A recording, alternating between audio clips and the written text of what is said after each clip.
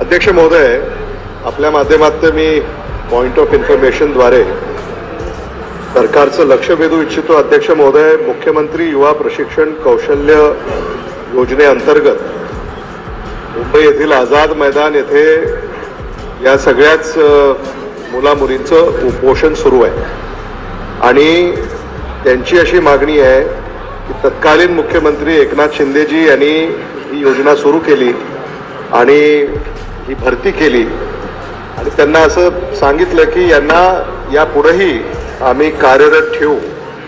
पण आता अलीकडे हे सरकार आल्यानंतर सरकारनं अशी भूमिका या ठिकाणी व्यक्त केलेली आहे की आता यापुढे म्हणजे त्यांचा कालावधी संपल्यानंतर सरकारकडे त्यांना हे काम देता येणार नाही अशी सरकारनं भूमिका अलीकडे घेतली आहे आणि ते उपोषणाला बसलेले आहेत. मराठवाड्यातले आणि लातूर जिल्ह्यातले हे मुलं मुली अगदी आपल्या लेकरा बाळाला इथं घेऊन आलेले आहेत. अध्यक्ष महोदय, आपल्या माध्यमातून सरकारला मी ही विनंती करू इच्छितो, याकडे गांभीर्यानं लक्ष द्या.